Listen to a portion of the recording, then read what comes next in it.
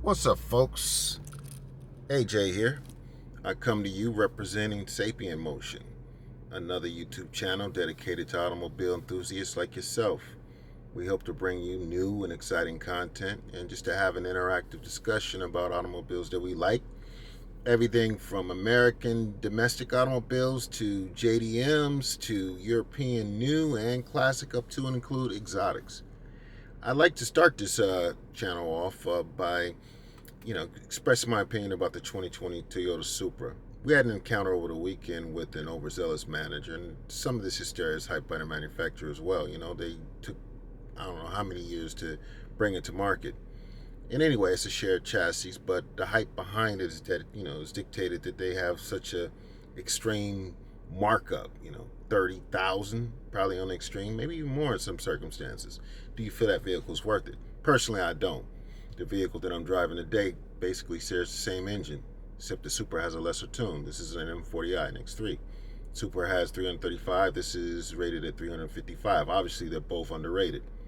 But the point of the matter is that, my interest was sparked by the Supra, and I would consider maybe putting a deposit down on one. I know what the engine characteristics are like, and I'm pretty sure in that car is much more dynamic. But at the end of the day, it's still a mass-produced model.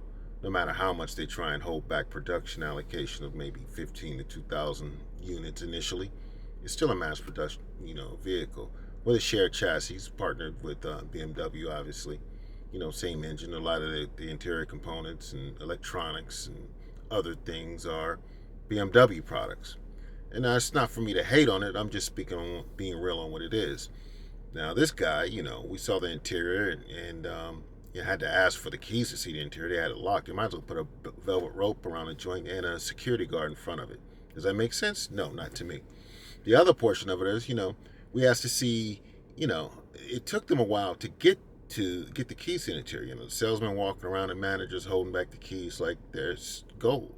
That one car is not going to make your unit quota for the month, man. Come on, give it up. Be real about it. The other thing of it is, if you have a customer who's interested, hell, I might want to pay that 30,000 over. Don't act stupid, because you never know. I know folks who bought cars in dealerships riding up on a bicycle with, basically a wad of cash or write a check right on the spot and pull off on something exotic, hundreds of thousands of dollars. So never judge a book by its cover. So that being said, they try to act like it was sold. Finally got the keys to the interior. Then, the video will show you that. And then, when I went to pop the hood, I get this guy that comes around, stupid managers like, oh, you disrespecting. How am I disrespecting the car? I just want to see the doggone engine compartment. That's nothing. For someone to open a hood, it's not like I'm in there, blasting the music, just sitting on top of the car, doing something stupid, breaking off buttons, taking, unscrewing gear shift handles, all that kind of dumbness. No, that wasn't me. But anyway, it's all captured on video. And World Toyota, I'm talking to you. That manager needs to be fired. I'm going to escalate it because, I'm currently in Atlanta. I've come from South Florida, so I know folks within the Southeast distributor chain who actually distribute Toyotas to the dealerships all up and down the Southeast. And I'll escalate it. And if nothing else, it'll be documented. And if nothing else, it'll be on the World Wide Web. I'm not mad at him, but I would never buy a car from that dealership. Now, back to the point of the value of a 2020 Supra. Okay, $57,000 MSRP, give or take a couple of G's. Would you spend $90,000 on a 2020 Supra if somebody handed you the keys to maybe a lightly used GT4, maybe a Z06, maybe, I don't know, a couple of years old R8 with a few miles on it? Think about that value proposition.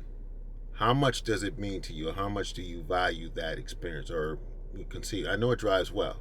I heard it drives well. I haven't driven it personally, and I will drive it. But just think about the value proposition and how, hysteria can just mark up, create an addendum. Hell, I read, it was Jalopnik or something like that, that says that there are a few SRT demons around that haven't sold. And those are right. Those are basically bespoke. The engine is unique to that vehicle. Those may command a high dollar value. And even that, Demon or Red Eye, you're looking at about $82,000 now. Come on, bro. $90,000 Supra, $87,000 Supra versus, something that's really, really bespoke. Let me know your thoughts on that. Anyway, Sapien-Motion, we're out. I'm also going to introduce my son. He's a little gearhead. He has a lot of car knowledge, a lot of opinions on things, everything from JDM, like myself, to Europeans, classics, exotics. And we'll have those interactive discussions, father and son style. All right? Appreciate that you guys may like and subscribe. Stay tuned, y'all. We appreciate you. Peace out.